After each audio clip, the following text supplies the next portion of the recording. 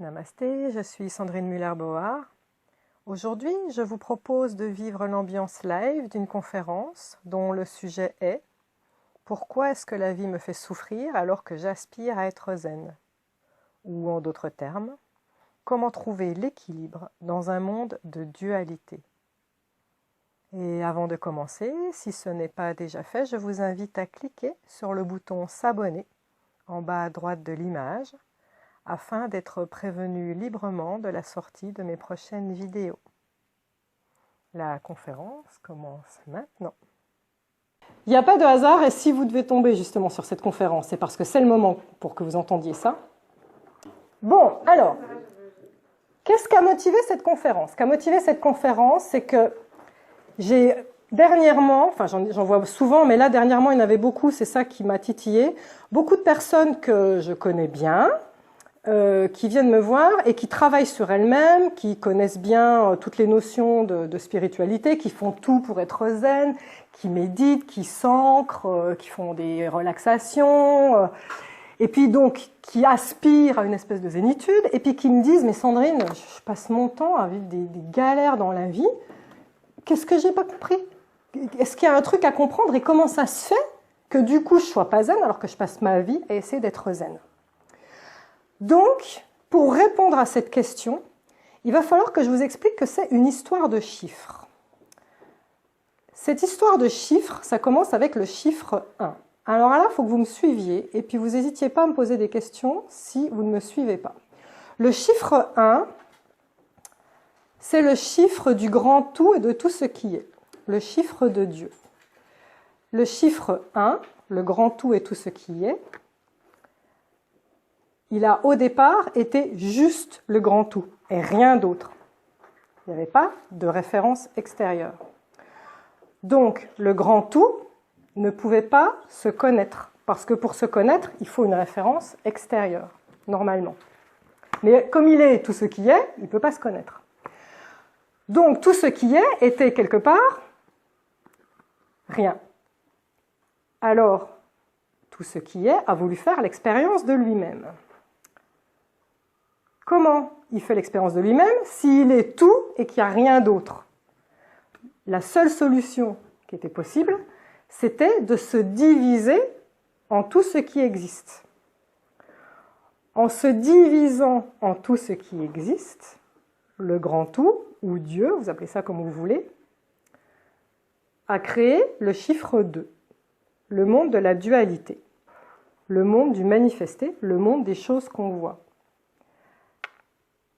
Ça veut dire que, en créant ce monde de la dualité, le grand tout, il a pu créer ceci ou cela, ou ni ceci ou cela, ou le grand tout, il a pu être ici ou là, ou ni ici ni là. C'est super important que vous compreniez cette notion parce que le rien ou le ni qui est entre ceci, cela, ou ici et là, c'est aussi le grand tout. C'est-à-dire que le grand tout, ou Dieu, vous appelez ça comme vous voulez, il est ce qu'on appelle le manifesté, ce qu'on voit concrètement, mais il est aussi dans le non manifesté. J'en viens donc à mon chiffre 2. Pour pouvoir faire l'expérience de qui il est, le grand tout, il a dû justement créer un monde matériel dans lequel il y avait la dualité. Je vous explique. La dualité, c'est des notions qui font que cette notion ne peut être véritable et vraie que avec son contraire. Par exemple, je vous donne des exemples de dualité. Chaud-froid, rapide-lent, grand-petit, gros-maigre, haut-bas, droite-gauche, ombre-lumière, maladie-santé, lâcheté-courage, contrôle-lâcher-prise, amour-haine. Il y a l'ultime dyade mâle-femelle, yin-yang, et on peut même dire les énergies yin, c'est la terre-mère, et le yang, on dit c'est le cosmos ou le Saint-Père. Donc, qu'est-ce que ça veut dire cette dyade dans le monde du plan 2? Ça veut dire qu'une chose ne peut être comprise que par son contraire. Ces notions-là, elles sont attachées à leur contraire. On ne peut pas les dissocier. C'est comme deux pôles sur une règle. Par exemple, chaud-froid, vous aurez le chaud d'un côté, vous aurez le froid de l'autre, mais il y a toutes des degrés entre les deux où on va pouvoir se situer. D'accord? Et pour chaque notion, par exemple contrôle, lâcher prise, ce sera exactement la même chose. Vous avez les deux pôles, mais on peut se situer un peu partout sur la réglette entre ces deux pôles. Dans la notion de la dualité, il n'y a pas d'intermédiaire, il n'y a pas une troisième notion qui peut arriver, c'est que c'est ou l'un ou l'autre. Alors, pour vous donner l'exemple de comment ça fonctionne cette notion de la dualité, je vais vous donner l'exemple du bain. Si je vous dis, est-ce que ce bain est chaud? D'accord? Comment vous allez faire pour savoir si un bain est chaud? Vous allez tremper la main dedans et dans votre tête, vous allez évaluer et comparer avec la fois où vous êtes pelé les fesses en rentrant dans un bain froid et la fois où vous êtes ébouillanté et que vous êtes ressorti rouge comme une écrevisse. C'est-à-dire que pour me dire oui Sandrine il est chaud ou non il est froid, vous n'avez pas d'autre choix que d'être passé par l'expérimentation et d'être passé par les deux pôles pour pouvoir après vous situer sur une réglette et dire moi par rapport au bain je me situe ici. Maintenant mon fameux bain, cette température dont je vous parle, si je la transpose dans un thé et que je vous pose la question, je vous dis est-ce que ce thé est chaud? Bah, vous conviendrez que vous allez tous dire en même temps bah non. Pourquoi? Parce que vous vous redéplacez sur la même réglette. C'est-à-dire que mentalement, cette fameuse température, vous allez de nouveau la comparer à la fois où vous avez fait un thé qui était dégueulasse parce qu'il était froid, et la fois où vous êtes brûlé qu'un thé, donc vous êtes en train de vous déplacer sur la réglette. D'accord? J'en reviens à mon histoire du grand tout, si on pousse cette logique. Je vous avais dit que le grand tout, il s'était divisé en plein de petits tout, en plein de parcelles de lui-même, pour faire l'expérience des choses. Vous êtes une étincelle du grand tout. Vous êtes comme une goutte d'eau sortie de l'océan. Donc, quand vous étiez une âme là-haut, tout comme le grand tout, vous aviez la possibilité de faire de manière conceptuelle toutes les expériences que vous vouliez. Vous pouviez vous dire, moi, je peux être partout en même temps, et puis je peux imaginer c'est quoi l'amour. Vous pouvez imaginer des tonnes de scènes d'amour. Puis vous pourrez très bien dire, je peux imaginer c'est quoi la chaleur. Mais un jour, qu'est-ce qui s'est passé quand vous étiez une âme? Vous avez commencé à vous faire suer grave là-haut en vous disant, mais c'est bien d'imaginer, mais un jour, j'aurais peut-être bien sentir ce qui se passe en vrai. C'est bien beau d'imaginer l'amour, mais moi, je vais en faire l'expérience. Donc, vous avez demandé à vous incarner dans un corps pour vivre. C'est quoi l'amour? Ça veut dire quoi, vivre l'amour? Ça veut dire l'imprimer dans son corps. Ça veut dire utiliser ses 5 sens, concrètement, pour savoir c'est quoi de prendre quelqu'un dans ses bras, mais en même temps, pour vivre, c'est quoi le cœur qui se serre parce qu'à un moment, on est triste d'avoir quitté quelqu'un. On est de nouveau dans l'expérimentation avec les deux pôles, d'un côté et de l'autre, et se situer sur les deux. J'en reviens au fait que pour éprouver qui vous êtes au fond de vous, pour faire l'expérience de qui vous êtes, vous n'avez pas d'autre choix que de faire aussi l'expérience de qui vous n'êtes pas. Parce que vous devez vous situer à chaque fois, quelle que soit la notion que vous aurez choisie, sur les deux pôles, c'est obligatoire. On ne peut pas se mettre sur une réglette en ne connaissant qu'un seul pôle, parce que si je reprends la métaphore du bain, c'est parce qu'un jour vous vous êtes refroidi que vous savez qu'un bain est chaud, ou l'inverse. Donc c'est exactement la même chose pour toutes les expériences de la vie. Ce qui m'amène à une notion très particulière. Le monde du manifesté, le monde du chiffre 2, le monde de la dualité ou de la dyade, c'est comme un sac de pièces. Ça veut dire quoi? Ça veut dire que dans votre vie de tous les jours, vous allez comme tirer une pièce pour dire « moi, c'est mon sujet du moment, c'est mon problème du moment ». D'accord? Et puis, ce problème du moment, comme c'est une pièce recto-verso, vous allez devoir vivre les deux. Tout comme l'histoire de la chaleur. Vous allez devoir vivre les deux pôles pour vous situer sur la réglette. D'accord?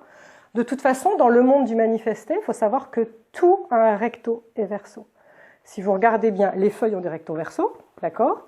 Mais au-delà de ça, même par exemple quelque chose de rond, une sphère, elle a un recto parce que c'est la face visible, mais derrière il y a un verso qui est invisible aussi. Donc en réalité, dans le monde du physique, tout a un recto verso. D'accord? Tout fonctionne par deux, tout le temps. Vous regarderez bien. Alors, le truc qu'il faut que vous sachiez, c'est que quand on attire une pièce, quand on a tiré une pièce dans le sac de la vie, dans le sac des expériences de la vie, vous allez devoir vivre les deux. La notion qui vous plaît, que vous avez envie de vivre, mais pour vous situer, vous avez besoin de vivre le contraire. Alors, je vais vous donner un exemple. Je vais parler du problème du respect.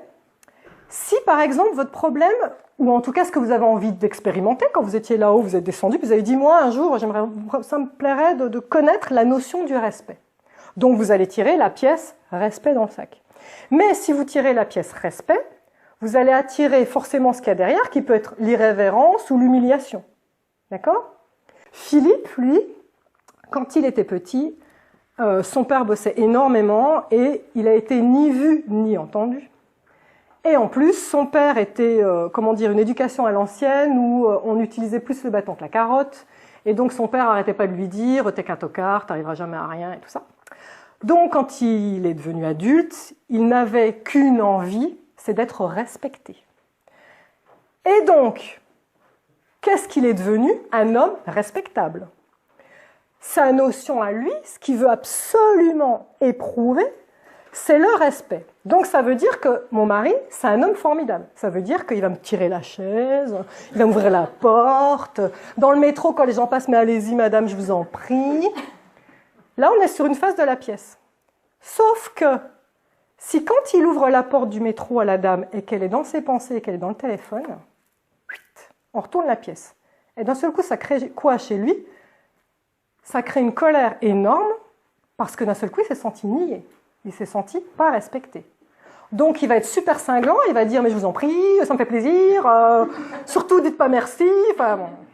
D'accord? Pourquoi? Parce que il est en train de se situer sur cette règle-là, en fait, du respect. Pareil, quand il roule en voiture, c'est un homme respectable, donc il va respecter les règles. C'est son truc. Bon, maintenant, il y a un mec qui lui fait une queue de poisson. Mais alors là, il va être furax. Il va être furax pourquoi? Parce qu'il va croire que le mec ne le respecte pas. Mais le gars, dans sa voiture, mais il n'a aucune idée des états d'âme de mon mari. Lui, il est dans sa vie, dans son truc, il fait pas ça pour l'emmerder. Donc c'est là qu'on comprend que ça va super loin, hein, la notion, la pièce qu'on a tirée. Vous voyez ce que je veux dire? Donc, ce qu'il faut comprendre, c'est que la pièce que vous aurez tirée dans le sac de pièces, c'est votre sujet du moment. Si votre sujet du moment, c'est d'être gentil, moi, j'ai à cœur d'être une personne gentille, eh bien, il y a fort à parier pour que vous passerez votre temps à vous dire « je vis dans un monde de méchants ». Pourquoi? Parce que c'est votre cheval de bataille. Si votre cheval de bataille, c'est la gratitude, je veux éprouver de la gratitude, je veux remercier les gens, je veux vraiment leur montrer la valeur qu'ils ont à mes yeux. C'est une attitude super noble. Mais vous allez vivre quoi au quotidien? Mais l'ingratitude. À un moment, vous allez vous dire, bah ouais, elle, je l'ai remerciée, mais dis donc, sympa quoi. Elle m'a rien donné en échange, elle m'a rien machin. Vous allez vivre l'ingratitude tout le temps, en fait. D'accord? Alors, ce qui est très important, c'est que maintenant, il faut savoir que la pièce que vous avez tirée, vous avez compris qu'il y a les deux recto-verso. Je vais vous apporter une nouvelle notion, c'est que dans le monde du manifesté, dans le monde de ce qui est physique, de ce qu'on connaît, non seulement il y a un sac de pièces géant où vous tirez des expériences, mais au-delà de ça, il faut savoir que le monde du manifesté, il fonctionne comme une télévision. Ça veut dire quoi? Ça veut dire que chez vous, si la télé est allumée ou éteinte, ça ne change rien pour vous parce que vous savez très bien que potentiellement, toutes les chaînes existent. On est bien d'accord, c'est pas parce que la télé est éteinte qu'elle n'existe pas. Okay? Ça veut dire qu'il y a des milliers de fréquences avec des milliers de possibilités de chaînes. Donc, si vous aimez la chasse ou la pêche, vous allez vous abonner à la chaîne Chasse et Pêche. Et puis le jour où vous voulez regarder un programme de chasse et pêche, vous allez prendre la télécommande, clac, j'appuie sur le bouton, et vous ne serez pas surpris de regarder chasse et pêche puisque vous l'avez demandé. On est bien d'accord? Moi, j'en ai rien à foutre de la chasse et pêche. Okay? Donc, je n'ai pas commandé le bouquet TNT chasse et pêche. Et quand bien même ce serait dans mon bouquet TNT de force, je n'appuie pas sur le bouton pour mettre chasse et pêche. Je vous mène où en vous disant ça? Là où je vous mène, c'est que le bouquet TNT qu'il y a chez vous, ça représente directement qui vous êtes. D'accord? Les fans de foot, ils auront toutes les chaînes de sport, de machin, on est d'accord. Donc, les chaînes télé que vous avez, les trucs sur lesquels vous appuyez, ça correspond directement à qui vous êtes. Et bien, dans la vie de tous les jours, c'est la même chose. Les événements que la vie, avec un grand V, vous envoie, ont un rapport direct avec qui vous êtes. Ça veut dire que, inconsciemment, vous appuyez sur un bouton et vous envoyez l'intention de dire « moi, je veux faire l'expérience de telle notion ». Vous appuyez sur le bouton, ça vous permet de tirer la pièce. Sauf que, souvenez-vous, elle a deux faces. Donc moi, j'en reviens à l'histoire du respect, par exemple. Moi, je n'ai pas du tout la chaîne respect. Mon mari, je peux vous dire que lui, il a la chaîne respect. Hein. Il l'a payée, c'est sûr, elle est bien au chaud chez lui.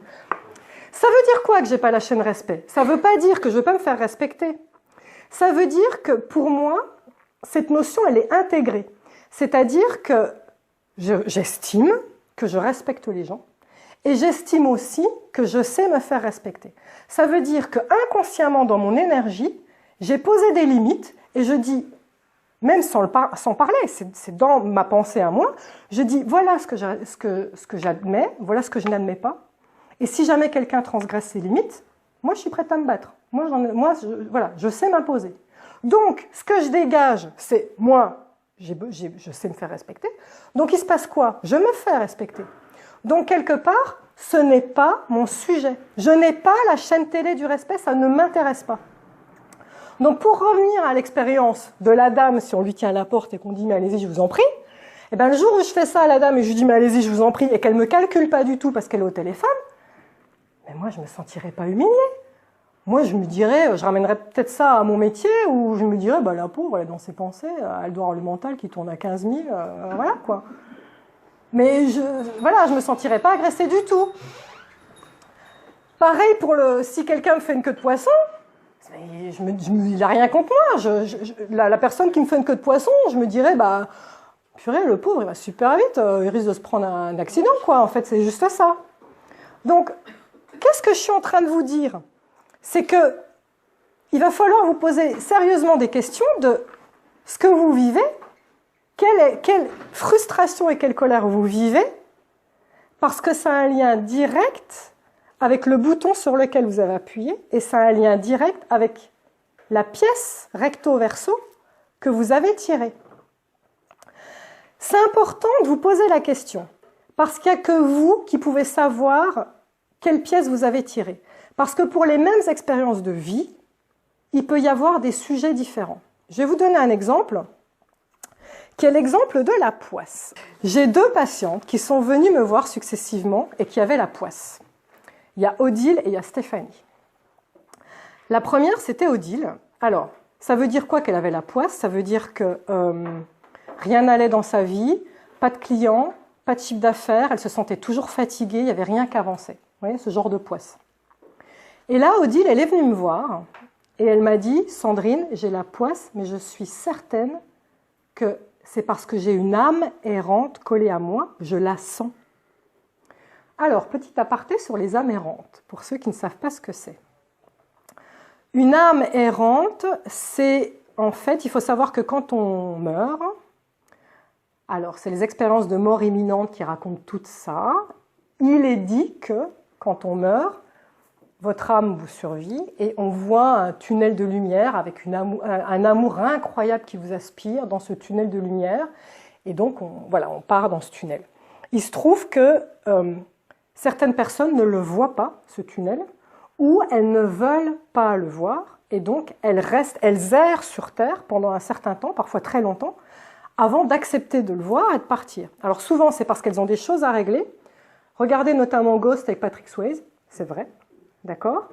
C'est aussi parce que parfois, ils ne savent pas qu'ils sont morts, parce que c'est des accidents soudains, et donc ce n'est pas des vieux décrépits qui ont le temps de se préparer à leur mort, mais bim. Donc là, regardez le Sixième Sens avec Bruce Willis, d'accord? Ou alors, non mais c'est vrai, alors pour le coup, j'en parle dans mon livre, hein, des âmes errantes, donc voilà, comme ça vous pourrez approfondir le sujet.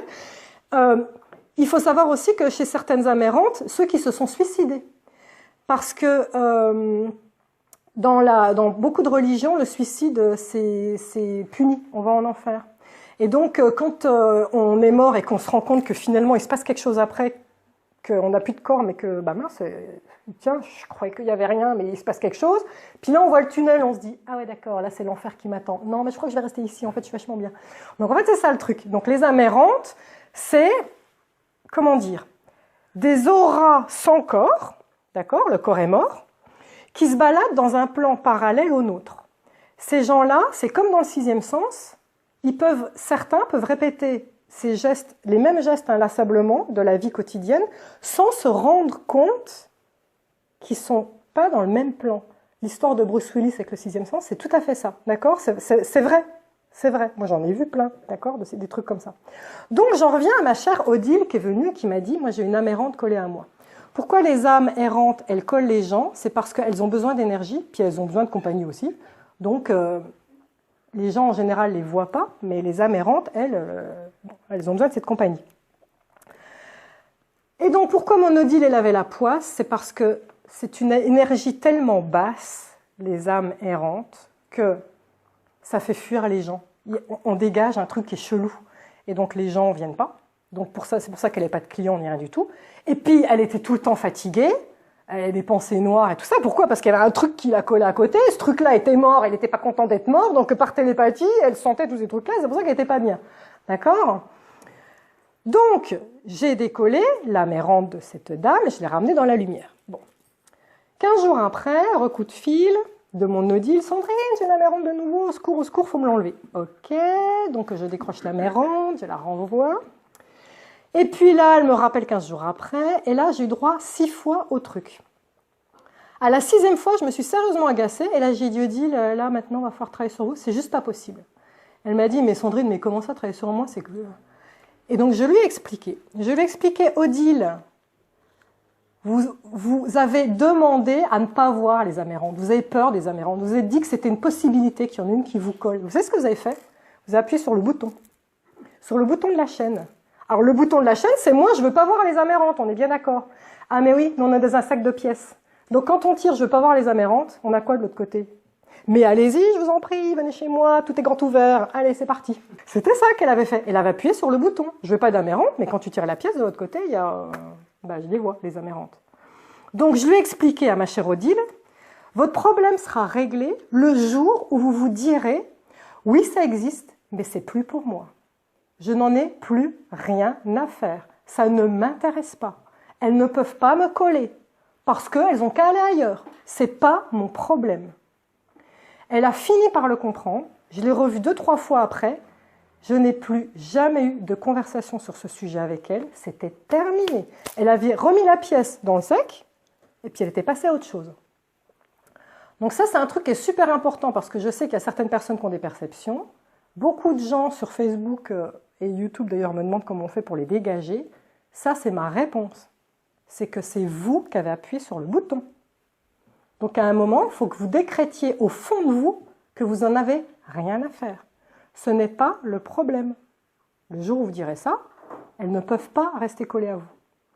Et d'ailleurs, juste petit aparté aussi, quand des fois il y a des personnes qui me mettent des messages en me disant « Au secours, je sens des trucs qui me frôlent, je sens du froid, qu'est-ce que je fais? Au secours, je panique et tout », je rappelle que c'est ni plus ni moins des anciens humains qui ont juste plus de corps. Et souvent, je dis à ces gens, mais un SDF bourré qui est dans la rue puis qui harangue tout le monde et qui vient vers vous pour vous voir, vous faites quoi? Les gens, souvent, ils me répondent, je l'ignore, hein, comme ça, il n'aura pas envie de venir vers moi. Je dis, voilà la réponse. C'est exactement la même chose. Si vous sentez un truc chelou et que vous subodorez que ce soit une entité ou quoi, je l'ignore. C'est pas mon problème. J'ai pas appuyé sur le bouton de la télé. D'accord? Alors, je reprends mon deuxième exemple de la poisse avec maintenant Stéphanie. Stéphanie, elle est venue après, exactement même problème, donc pas de clients, pas de chiffre d'affaires, très fatiguée, mais vraiment même chose, même symptôme. Et comme je venais de faire l'expérience de Odile, je lui pose la question. Je lui dis, Stéphanie, vous croyez qu'il y a une âme errante qui pourrait vous coller et vous pomper votre énergie? Elle explose de rire. Elle me dit, quoi? Je lui répète une âme errante. Elle me dit, mais c'est quoi ce truc? Non, mais n'importe quoi. Non, mais ça va pas, non? Donc là, j'ai dit, ok, parfait, c'est sûr qu'elle en a pas. J'ai vérifié, bien évidemment, elle n'avait pas d'Amérande. Pourquoi? Parce qu'elle n'avait pas la chaîne télé, elle ne savait même pas que ça existait. Donc bien évidemment, elle n'en avait pas qui la collait. Donc qu'est-ce que j'ai fait? Je suis allée creuser la vie de Stéphanie pour essayer de comprendre c'est quoi la pièce qu'elle avait tirée du sac.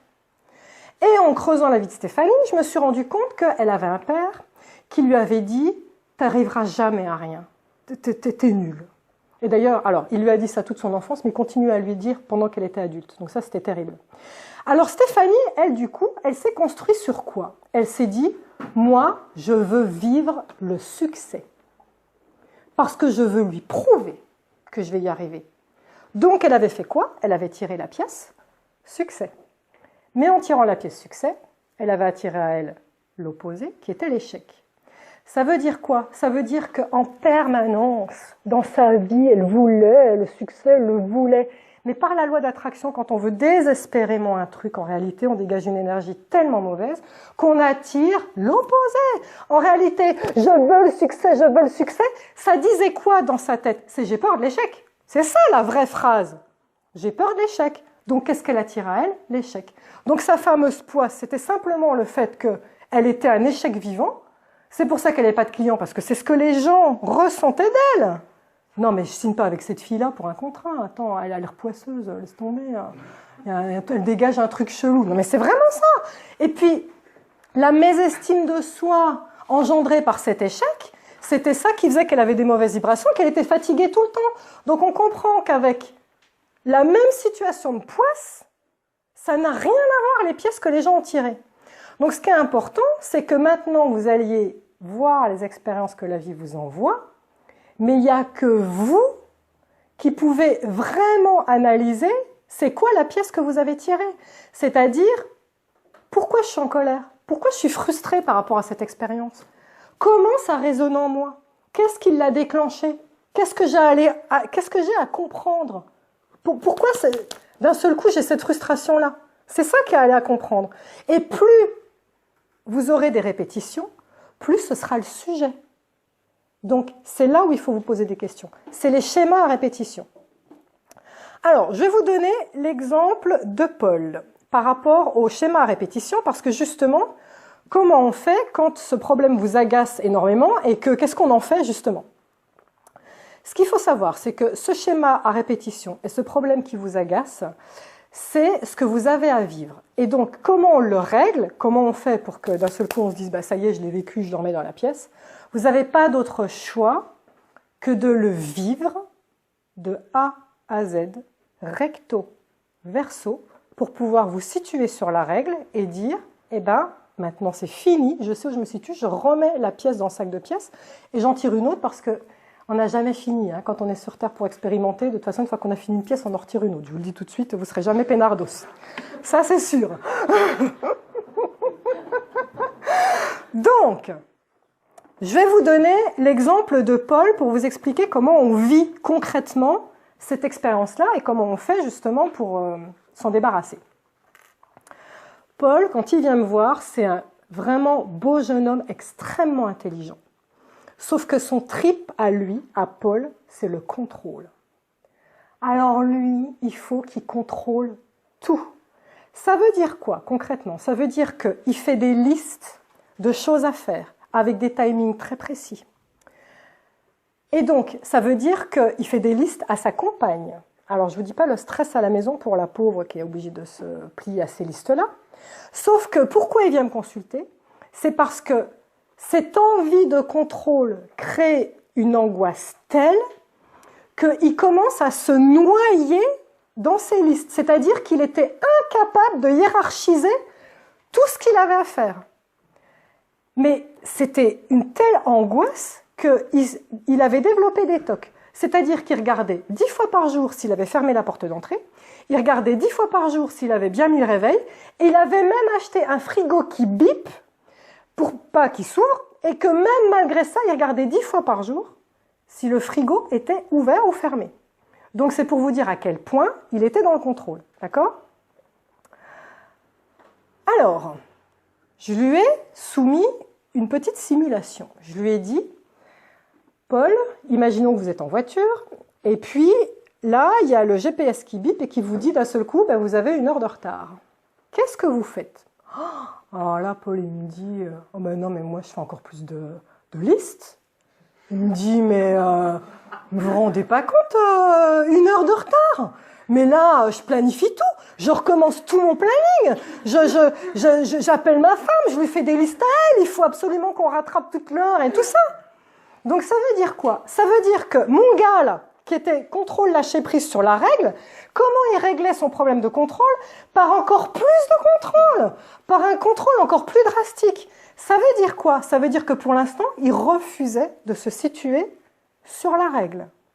Quand on refuse de se situer sur la règle, ça veut dire qu'il fallait qu'il s'attende à ce que l'univers lui envoie des scénarios où tout allait échapper à son contrôle en permanence. Parce que justement, il refusait de vivre le lâcher-prise. Et c'est justement pour ça qu'il était dans l'angoisse, parce qu'on sait très bien que dans l'univers, on ne peut pas contrôler les choses. C'est juste pas possible. Et donc, pour que Paul s'en sorte dans cette histoire, concrètement, il aurait fallu quoi? Si je refais mon histoire de la simulation avec l'heure de retard, bip, 1 heure de retard, ça annonce. Mon Paul, il aurait dû dire quoi? Il aurait dû dire « Oh, 1 heure de retard! Oh, purée! Non, mais attends, tu sais quoi? On est dans Paris, il y a des bouchons tout le temps. Je vais appeler mon client et puis je vais lui dire que ou bien je viens pas ou que j'ai 1 heure de retard. Puis tu sais quoi? Je suis crevée. Je fais demi-tour, je vais à la maison, puis j'en profite pour dormir. » Ou alors, il aurait très bien pu dire « Ah, 1 heure de retard! Bah écoute, j'appelle mon client, puis tu sais quoi? Il n'y a pas de hasard. Eh ben moi, il y a un truc YouTube que je devais regarder depuis 15 ans, j'ai pas le temps. Eh ben je vais tuer le temps dans ma voiture, puis je vais le regarder. Merci la vie. » Ah ben là, on est dans une situation de lâcher prise en réalité. Donc, on le vit 1 ou 2 fois, et puis après, réglé. Merci, au revoir, je me désabonne à la chaîne, je remets la pièce et j'en tire une autre parce que je sais où me situer par rapport à ça. Si vous répétez toujours le même schéma, ça veut dire que vous êtes toujours dans la même ornière et vous n'avez pas compris la leçon. À chaque fois que la vie vous enverra plus ou moins le même schéma, faites un pas de côté à chaque fois. J'ai essayé ça, non, ça n'a pas marché. Je vais essayer autre chose, et puis encore autre chose. Comment je réagis par rapport à chaque situation? Et l'idée, c'est de vous décaler et d'essayer de vous situer sur cette règle-là. Et puis surtout, si vous arrivez vraiment à mettre un mot sur la notion qui vous touche personnellement, j'ai une amie qui est venue me voir il n'y a pas longtemps, en même temps, la vie lui a envoyé son meilleur ami et son petit copain du moment qui lui disait t'es trop bien. Alors son petit copain lui a dit t'es trop bien pour moi, alors je te quitte. Voilà, super. Puis le meilleur ami, c'était à peu près le même genre de truc. Mais elle, sa pièce du moment, c'était je veux être adulée, je veux qu'on m'aime. Mais en fait, elle avait attiré quoi? Le rejet. Donc en fait, il fallait qu'elle se situe sur ce truc-là. C'est pareil. À un moment, faut le vivre, ce rejet. C'est-à-dire, ça veut dire quoi, vivre un truc? Ça veut dire dire, je te vois, là, je vois ce que ça fait en moi. Je ressens ce rejet-là. Qu'est-ce que ça vient chercher chez moi? Pourquoi?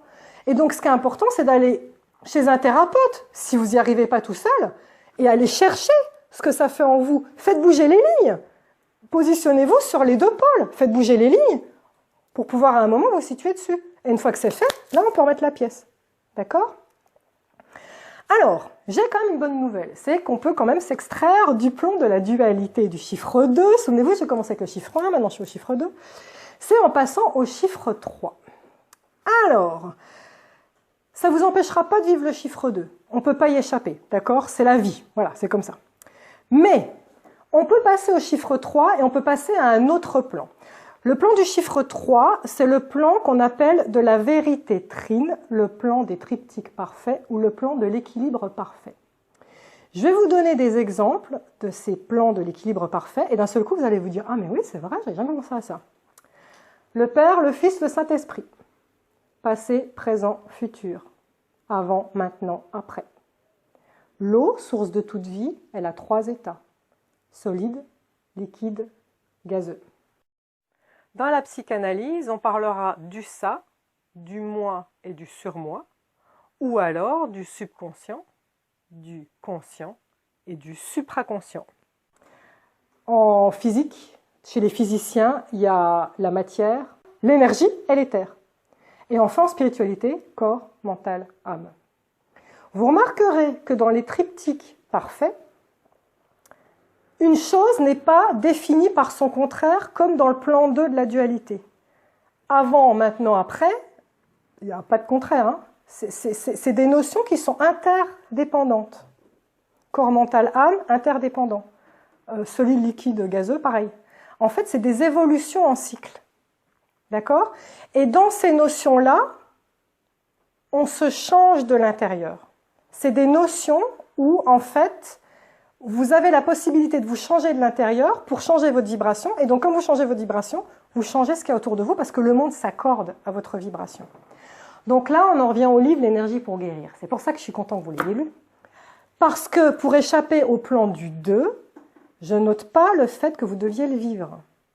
Mais si vous passez en plan 3, vous êtes sur un autre domaine avec une autre vibration, sur un domaine, comment dire, un plan supérieur, qui va vous permettre de vivre mieux le monde de la dualité. Et donc, j'ai fait un petit post sur le mental il n'y a pas longtemps sur YouTube. Il va falloir agir sur les leviers corps, mental, âme. Vous n'avez pas le choix. Ça, c'est le triptyque parfait pour se soigner de l'intérieur. Et c'est le sujet du livre « L'énergie pour guérir », justement. Un des leviers, c'est sur l'âme. Je donne un exemple. Pour toutes les personnes qui viennent et justement qui vivent le chaos dans leur vie au quotidien, souvent je leur pose la question, je leur dis « Mais qu'est-ce qui vous met en joie ?»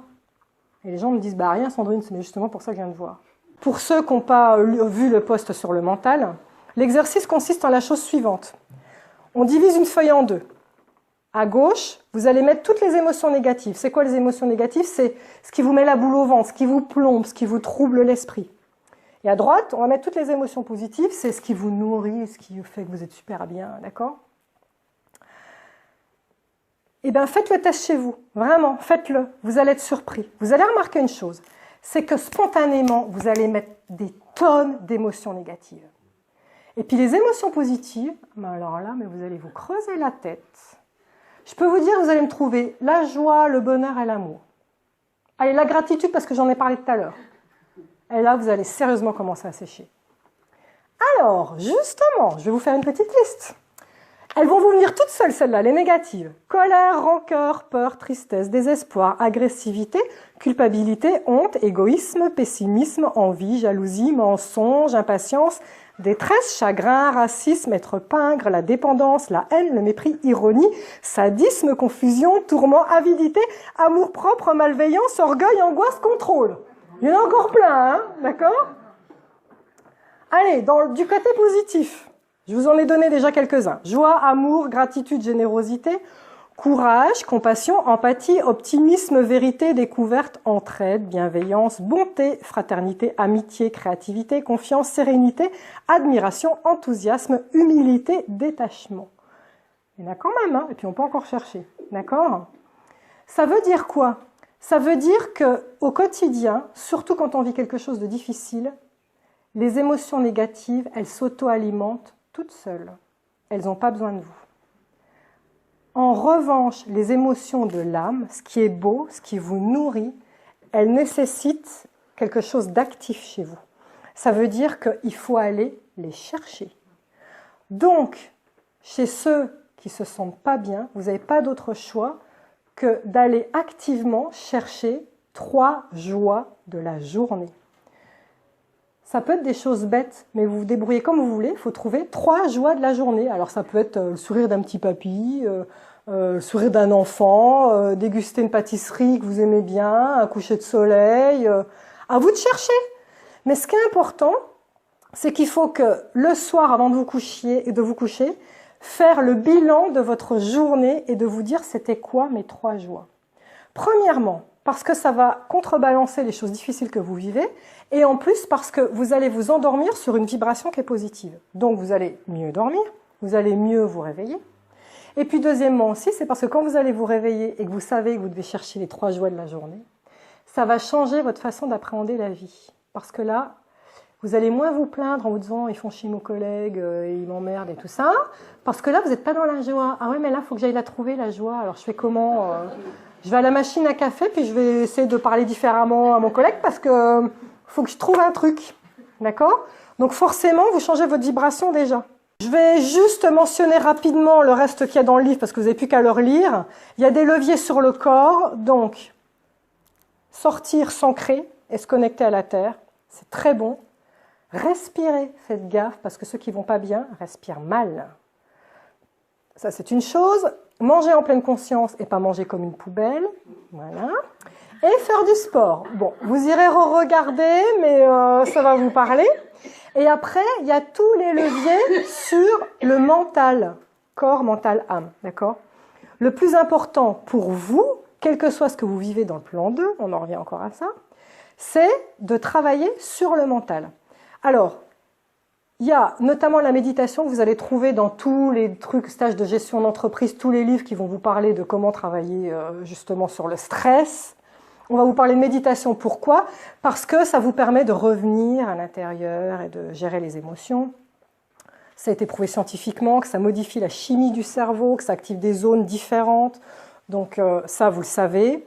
Je parle dans le livre d'un truc qui est très bien aussi, c'est le tableau des peurs. Le tableau des peurs, c'est faire un tableau où à chaque fois vous allez consigner les choses difficiles que vous vivez. Non seulement vous les consignez, mais vous allez leur donner une note d'intensité. Vous allez dire qu'est-ce qui a été le déclencheur, essayer de chercher le déclencheur, et vous allez noter aussi qu'est-ce que vous avez mis en place pour l'enlever, et voir s'il y a des schémas qui se dégagent de ça. Et au-delà de ça, comme le mental est observé, le simple fait de commencer à faire ces tableaux, à l'intérieur de vous, la partie du mental là, qui est en train de déconner un petit peu, elle se dit « Ah non, mais non, là, j'ai plus la même puissance parce que là, je suis observée. Donc, je ne peux plus faire ce que je veux. » Donc là, ça commence déjà à aller mieux chez vous, rien qu'en faisant le tableau. Et puis enfin, il y a un autre truc qui est bien, que je vous recommande de faire pour gérer justement toutes ces choses qui sont difficiles au quotidien, c'est ce qu'on appelle la pleine conscience. Alors, la pleine conscience, c'est quoi? C'est utiliser un des 5 sens pour être présent à ce qu'on fait. Parce que vous savez que le mental, c'est ce qui vous sort de ici maintenant. Or, la seule chose réelle et concrète que vous vivez, c'est maintenant. Donc, dès que ça ne va pas et que vous êtes dans des émotions toxiques, revenir à un des 5 sens, c'est comme dire « pince-moi, je rêve ». Quand on vous pince, en fait, vous revenez dans votre corps. C'est pour ça d'ailleurs que les médecins, quand ils font une piqûre aux enfants, ils pincent à un endroit et piquent à l'autre. Ils détournent le mental, en fait. Ils détournent la peur. D'accord? Pince-moi, je rêve, c'est une expression populaire, mais c'est pas faux. Pince-moi, je rêve, ça veut dire quoi? Ça veut dire je suis dans le mental, dans mes émotions, tout ça. Et si on me pince, je reviens dans mon corps. Donc ça veut dire que vous allez devoir utiliser un des 5 sens. Pour d'un seul coup, imaginons c'est la peur, vous avez de la peur qui est générée ou de la colère par un truc que vous vivez, et bien en utilisant un des 5 sens, vous allez d'un seul coup revenir dans l'observation du corps, et puis là votre peur, elle va partir. Alors je vais vous donner un exemple que vous connaissez très bien. Un enfant qui se roule par terre et qui fait une crise. Si vous lui criez dessus en disant « Ne roule pas par terre !» je pense que vous allez vraiment empirer les choses. Maintenant, si vous dites « Oh, regarde, il y a un papillon bleu », il va se lever tout de suite, il va aller regarder le papillon. Puis au bout de 2 secondes, vous allez lui dire « C'était quoi ton problème ?» Puis là, l'enfant, il va vous dire tout calmement « Ben en fait, c'est passé machin, machin. » Pourquoi? Parce que vous aurez fait ça. Vous aurez utilisé un des 5 sens. D'accord?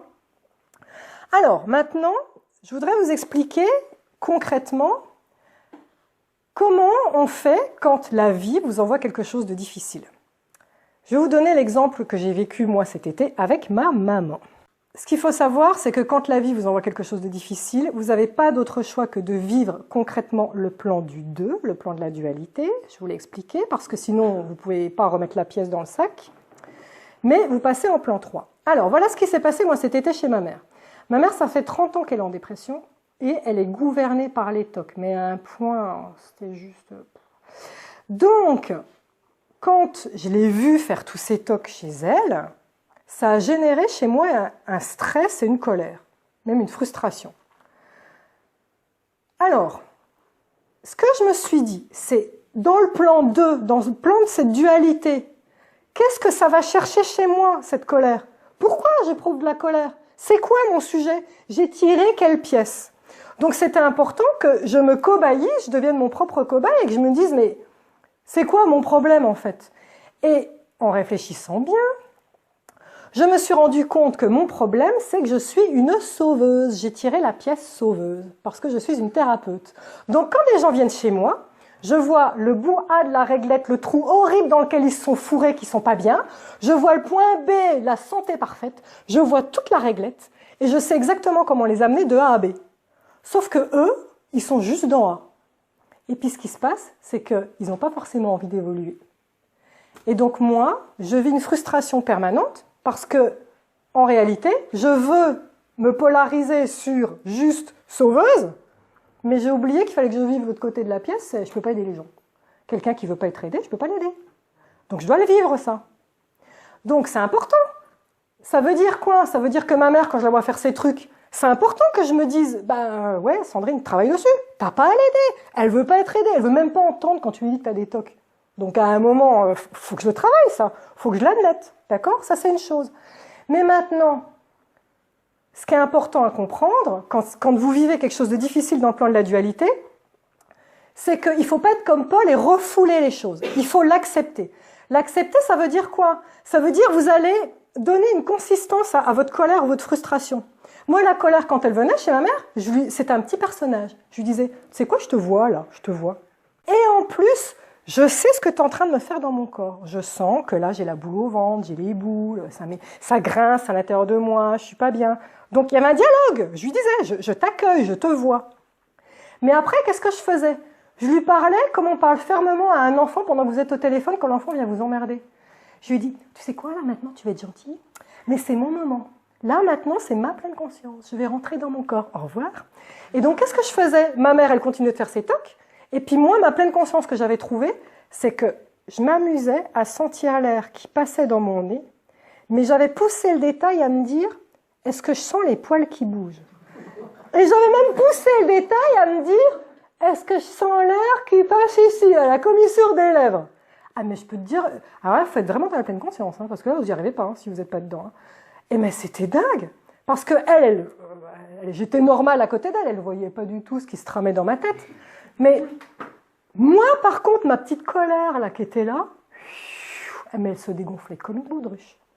Et donc, j'ai passé 10 jours chez elle, où tous les matins, je me levais, j'étais là, allez, laboratoire géant, aujourd'hui, je suis encore le cobaye. Mais c'était ça. De toute façon, vous n'avez pas de choix. J'ai pas de levier. Moi, j'avais pas de levier. Je pouvais pas agir. Je pouvais pas l'aider. Quand vous avez la vie qui vous envoie des trucs, c'est la même chose. La plupart du temps, vous n'avez pas de levier sur l'action qu'on vous envoie. Donc, il faut aller voir comment ça résonne en vous en plan 2. C'est quoi la pièce que vous avez trouvée, que vous avez tirée. Mais au-delà de ça, vous passez direct en plan 3.